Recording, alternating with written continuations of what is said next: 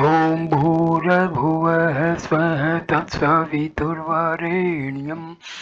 भर्गो देवस्य धीमहि धियो यो नः प्रचोदयात्। ओम शांति शांति शांति। नमस्ते मेरे प्यारे दोस्तों। ये भगवान श्री रामनाम महर्षि के उपदेश जो उनके अपने शब्दों में हैं, ये चौथा वीडियो है। ये वीडियोस प्रश्न उत्तर के रूप में हैं। पहला प्रश्न चौथे वीडियो का। साधक पूछता है, अज्ञानी को दुख देने वाला यह एक सत्य का अज्ञान कैसे उत्पन्न होता है? महर्षि उत्तर देते हैं, अज्ञानी केवल मन को देखता है जो हृदयस्थ शुद्ध चेतना के प्रकाश का प्रतिबिंब है। हृदय के विषय में उसका अज्ञान कायम है क्योंकि उसका मन बहिर्मुख है एवं उसने कभी भी अपने मूल की खोज नहीं की। प्रश्न, हृदय से प्रकट होने वाले चैतन्य के इस अनंत भेद रहित प्रकाश को अज्ञानी के सम्मुख प्रकट होने से कौन रोकता है? महर्षि उत्तर देते हैं, घड़े में रहा हुआ पानी घड़े के सीमित आकाश में महान सूर्य को प्रतिबिंबित करता है। ऐसे ही मनुष्य के मन में रहने वाली वासनाएं प्रतिबिंब के लिए माध्यम का कार्य करते हुए हृदय से प्रकट होने वाले चैतन्य के सर्वव्यापक अनंत प्रकाश को प्रतिबिंबित करते हैं। इस प्रतिबिंब की घटना को मन कहा जाता है। केवल इस प्रतिबिंब को देखकर मोहित हुआ अज्ञानी स्वयं को सीमित जीव मानता है। प्रश्न, आत्म साक्षात्कार का अवरोध करने वाले विघ्न कौन से हैं? महर्षि उत्तर देते हैं, मन की वासनाएं। प्रश्न, इनको कैसे दूर किया जाए? महर्षि उत्तर देते हैं, आत्म साक्षात्कार से। प्रश्न, यह तो तर्क का दुष्ट चक्कर हुआ। महर्षि उत्तर देते हैं, यह अहंकार है जो इस प्रकार की मुसीबतें खड़ी करता है। वह विघ्नों को उत्पन्न करता है और स्वनिर्मित विरोधाभासों से पीड़ित होकर दुखी होता है। अन्वेषण करने वाले को ढूंढ निकालिए तो आत्मा मिल जाएगी। प्रश्न, यह मन का बंधन इतना दृढ़जीवी क्यों है? महर्षि उत्तर देते हैं, बंधन का स्वरूप केवल इस पतन करने वाले विचार का उत्पन्न होना है कि मैं सत्य से अलग हूँ। क्योंकि कोई भी निश्चित रूप से सत्य से अलग रह नहीं सकता। जब भी यह विचार आए उसका त्याग कीजिए। प्रश्न, मैं आत्मा हूँ, ऐसा स्मरण क्यों कभी नहीं होता?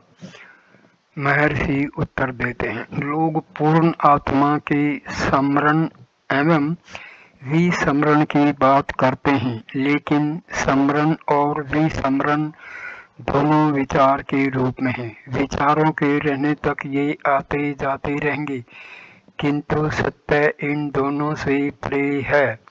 स्मृति तथा विस्मृति किसी वस्तु पर आधारित होनी चाहिए और वह वस्तु आत्मा से भिन्न होनी चाहिए, अन्यथा विस्मृति हो ही नहीं सकती है। स्मृति और विस्मृति व्यक्तिक जीव पर आश्रित हैं। जब कोई उसे ढूंढता है तो वह मिलता नहीं क्योंकि वह सत्य नहीं है। इसलिए यह अहंकार माया और अज्ञान का पर्याय है। अज्ञान कभी भी नहीं था यह जानना सारे आध्यात्मिक उपदेशों का लक्ष्य। अज्ञान कभी भी नहीं था यह जानना सारे आध्यात्मिक उपदेशों का लक्ष्य है। अज्ञान अवश्य उसको होना चाहिए जो स्वयं सभान हो, और सभानता ही ज्ञान है जो सहज तथा शाश्वत है, जबकि अज्ञान अस्वाभाविक एवं असत्य है। प्रश्न, इस सत्य को सुनकर मनुष्य संतुष्ट क्यों नहीं हो जाता? उत्तर, क्योंकि संस्कारों का नाश नहीं किया गया है।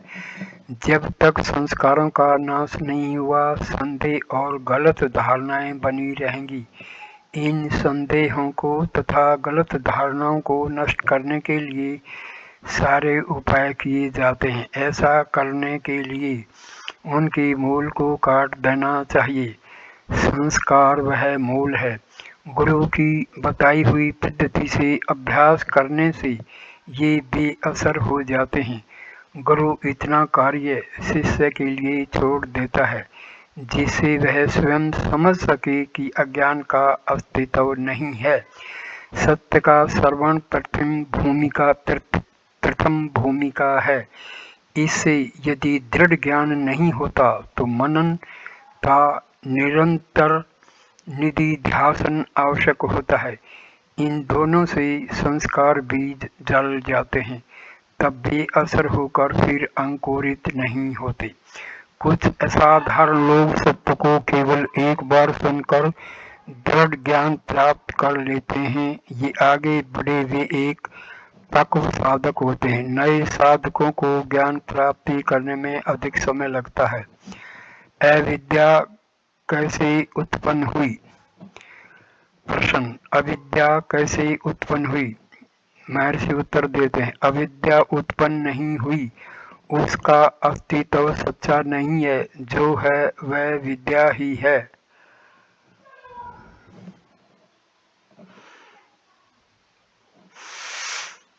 प्रश्न, तो मुझे साक्षात्कार क्यों नहीं होता?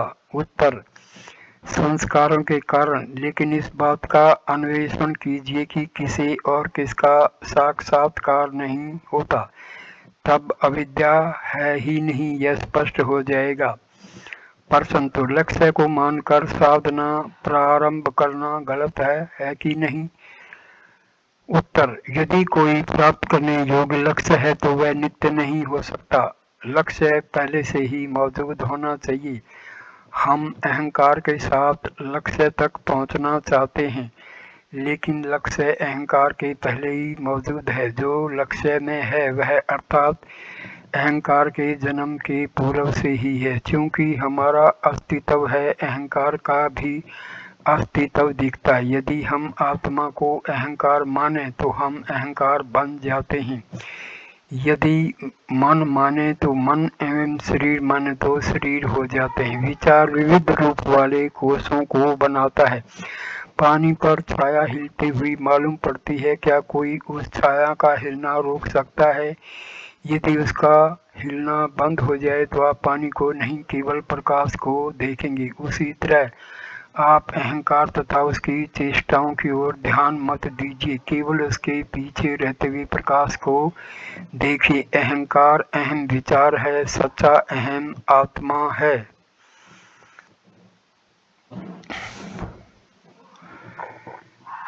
प्रश्न, यदि केवल विचारों के त्याग का प्रश्न है तो साक्षात्कार एक कदम दूर है। उत्तर, साक्षात पहले से ही है। निर्विचार अवस्था ही सच्ची अवस्था है।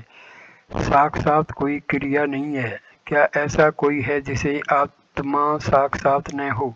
क्या कोई अपने अस्तित्व का इनकार कर सकता है? साक्षात्कार में एक साक्षात्कार करने वाला, दूसरा जिसका साक्षात्कार किया जाए वह सूचित होते हैं। जो अब तक साक्षात नहीं था उसको साक्षात करने का यत्न किया जाता है। लेकिन जब हम अपने अस्तित्व को स्वीकार करते हैं तो हम अपने आत्मा को न जाने, ऐसा कैसे हो सकता है? प्रश्न, विचारों अर्थात मन के कारण। उत्तर, बिल्कुल ठीक। मन हमारे आनंद का आवरण करता है। हम ये कैसे जानते हैं कि हमारा अस्तित्व है? यदि आप कहें कि हमारे चारों ओर फैले हुए जगत के कारण तो गहरी नींद में आप थे, ऐसा आप कैसे जानते हैं? मन से प्रश्न, मन से मुक्ति कैसे हो? उत्तर, क्या मन स्वयं को नष्ट करना चाहता है? मन अपने आप को नष्ट नहीं कर सकता, तो आपका काम है मन की सच्ची प्रकृति को जानना। तब आप जानेंगे कि मन है ही नहीं। जब आत्मानुसंधान किया जाता है तो मन कहीं भी नहीं है। आत्मा में रहकर मनुष्य को मन के बारे में चिंता करने की आवश्यकता नहीं है।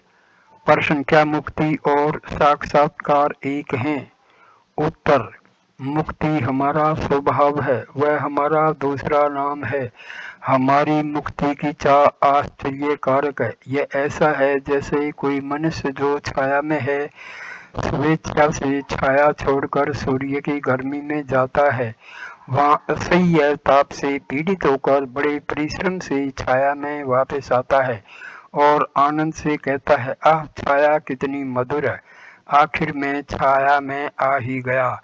हम ठीक ऐसा ही करते हैं। हम सत्य से अलग नहीं हैं, किंतु कल्पना करते हैं कि हम भिन्न हैं, अर्थात हम स्वयं भेद खड़ा करते हैं। फिर उससे मुक्ति होने के लिए कठोर साधना करते हैं और आखिर एकता का अनुभव करते हैं। क्यों कल्पना से भेद खड़ा करके तब उसे नष्ट करना चाहिए? प्रश्न, इस बात का अनुभव केवल गुरु के अनुग्रह से हो सकता है। मैं भागवत पढ़ रहा था, वह कहता है कि गुरु चरण रस से ही परमानंद प्राप्त हो सकता है। मैं कृपा के लिए प्रार्थना करता हूँ। महर्षि उत्तर देते हैं, आपकी सत्ता के अलावा आनंद और क्या है? आप आनंद रूप सत्ता से अलग नहीं हैं। इसमें आप सोचते हैं कि आप मन या शरीर हैं जो परिवर्तनशील तथा नश्वर हैं, किंतु वस्तुतः आप अविकार तथा नित्य हैं। यही आपको जानना है। प्रश्न, अंधकार है और मैं अज्ञानी हूँ। उत्तर, यह अज्ञान अवश्य जाना चाहिए। कौन ऐसा कहता है कि मैं अज्ञानी हूँ? वह अवश्य अज्ञान का साक्षी होना चाहिए। वह साक्षी आप हैं। सोक्रेटिस ने कहा था, मैं जानता हूँ कि मैं नहीं जानता। क्या यह अज्ञान है? यह ज्ञान है। प्रश्न, तो मैं वेल्यूर में दुखी और आपकी निकट शांति का अनुभव क्यों करता हूँ? उत्तर, इस स्थान में आप जो अनुभव करते हैं वह क्या आनंद हो सकता है? आप कहते हैं कि इस स्थान को छोड़ने पर आपको दुख का अनुभव होता है, इसलिए यह शांति नित्य नहीं है, वह दुख मिश्रित है। यह दुख स्थान में प्रकट होता है, इसलिए आप विशेष स्थानों में या काल खंडों में आनंद प्राप्त नहीं कर सकते। आनंद नित्य होना चाहिए, जिससे वह उपयोगी सिद्ध हो। आपकी सत्ता नित्य है, नित्य आत्मा बने रहिए, यही आनंद है। आप हमेशा वह हैं।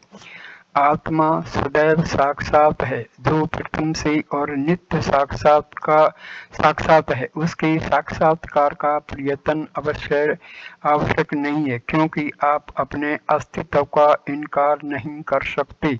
वह अस्तित्व चैतन्य है, आत्मा है।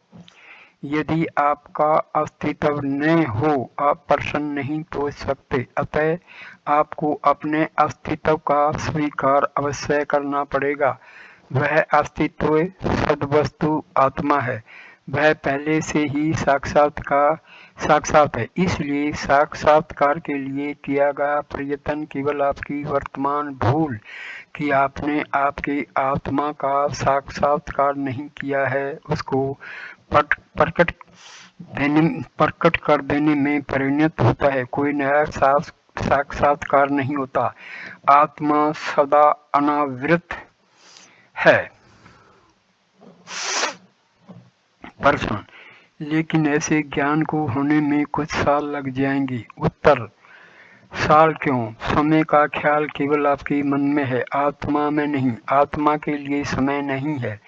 अहंकार के प्रकट होने के बाद समय एक विचार के रूप में दिखने लगता है, लेकिन आप देश कालातीत आत्मा हैं। आप देश काल के अभाव में भी होते हैं। यदि यह सच होता कि साक्षात्कार बाद में होगा, तो इसका मतलब यह हुआ कि इस समय आपको साक्षात्कार नहीं हुआ है। साक्षात्कार का वर्तमान अभाव भविष्य में किसी भी क्षण प्रकट हो सकता है, क्योंकि काल अनंत है। इस कारण भी ऐसा साक्षात्कार अनित्य है, लेकिन यह सच नहीं है। साक्षात्कार को अनित्य समझना गलती है। वह तो सच्ची शाश्वत अवस्था है जो कभी बदल नहीं सकती। साधक का प्रश्न: हाँ, मैं इस बात को उचित समय आने पर समझूंगा। महर्षि का उत्तर: आप प्रथम से ही वह हैं। देश काल आत्मा को प्रभावित नहीं कर सकते, वे आप में हैं। इसी प्रकार आप अपने चारों ओर जो देख रहे हैं वह भी आप में है। इस बात को समझाने के लिए एक दृष्टांत है। एक महिला के गले में बहुमूल्य हार था। एक बार उत्तेजना के कारण वह उसे भूल गई और सोचने लगी कि हार खो गया है। बेचैन होकर उसने अपने घर में ढूंढा, लेकिन वह मिला नहीं।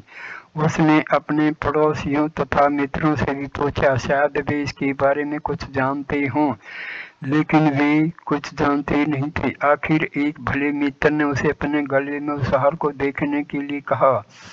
उसने जाना कि हार हमेशा गले में ही था और वह सुखी हो गई। बाद में दूसरों के यह पूछने पर कि क्या वह खोया हुआ हार मिल गया, तो उसने कहा, हाँ, मिल गया। वह अब भी ऐसा अनुभव कर रही थी जैसे कोई खोई हुई चीज मिल गई हो। अब क्या उसने उसे कभी खोया था? वह हमेशा उसके गले में था, लेकिन उसके अनुभव का मूल्यांकन कीजिए। जैसे खोया हुआ रतन मिल गया हो, ऐसे वह प्रसन्न हो रही थी। ऐसा हमारे साथ भी होता है। हम सोचते हैं कि कभी न कभी हम आत्मा का साक्षात कर लेंगे, जबकि हम आत्मा के अलावा और कुछ भी नहीं हैं। प्रश्न: कुछ तो ऐसा अवश्य होना चाहिए जिसका अनुष्ठान करके मैं उस अवस्था तक पहुंच सकता हूं। महर्षि उत्तर देते हैं, यह विचार गलत है कि कोई ध्येय है और वहां तक पहुंचने का कोई मार्ग है। हम हमेशा वह ध्येय या शांति हैं। हम शांति नहीं, ऐसा विचार से मुक्त होना जरूरी है। प्रश्न: सब धर्म ग्रंथ कहते हैं कि गुरु का मार्गदर्शन आवश्यक है। महर्षि का उत्तर: गुरु वही कहेगा जो अभी मैं कह रहा हूँ। आपके पास प्रथम से न हो ऐसी कोई वस्तु वह आपको नहीं देगा। किसी के लिए यह संभव नहीं है कि वह अपने पास पहले से ही न हो ऐसी कोई नई वस्तु पाले। यदि वह ऐसी कोई वस्तु पाता भी है तो वह जैसी आई थी वैसी चली भी जाएगी। जो आता है वह जाता है, जो हमेशा है वही रहेगा। गुरु आपको ऐसी कोई नई वस्तु नहीं दे सकता जो पहले से आपके पास न हो। हमने आत्म साक्षात्कार नहीं किया, यह विचार छोड़ना ही आवश्यक है। हम हमेशा ही हैं, केवल हमें इस सत्य का अनुभव नहीं होता। यह कहते हुए कि आत्मा कहाँ है, हम इधर उधर घूमकर आत्मा को ढूंढते हैं। आखिर ज्ञान दृष्टि का ऊषा काल आता है और हम कहते हैं यह आत्मा है, यह मैं हूँ। हमें ऐसी दृष्टि प्राप्त करनी चाहिए। इस दृष्टि के प्राप्त होने पर हम जगत में चाहे जहाँ रहें या घूमें और किसी से भी मिलें, कहीं भी आसक्त नहीं होंगे। एक बार आपने पैरों में जूते डाल दिए तो चलते समय आपको मार्ग के कांटे या कंकड़ पीड़ा नहीं पहुंचाएंगे। मार्ग में चाहे पहाड़ भी आए, आप निर्भय तथा निश्चिंत होकर चलेंगे। इस प्रकार ज्ञान दृष्टि युक्त पुरुषों के लिए यह सब कुछ सहज होता है। अपनी आत्मा से भिन्न है भी क्या? साधक का प्रश्न: सहज अवस्था तभी अनुभव का विषय बनती है जब दुनियादारी की दृष्टि मिट जाए, लेकिन वह मिटे कैसे? उत्तर: यदि मन मिट गया तो पूरी दुनिया मिट गई। मन सबका कारण है, यदि वह मिट गया तो सहज अवस्था प्रकट होगी। आत्मा हमेशा स्वयं को अहम अहम रूप से उद्घोषित करता रहता है। वह स्वयं प्रकाश है और यहाँ अभी है। यह सब वही है, हम केवल उसी में हैं। उसी में रहकर उसकी तलाश क्यों की जाए। प्राचीन ऋषि कहते हैं, दृष्टि को ज्ञान में बनाकर विश्व को ब्रह्म में देखना चाहिए।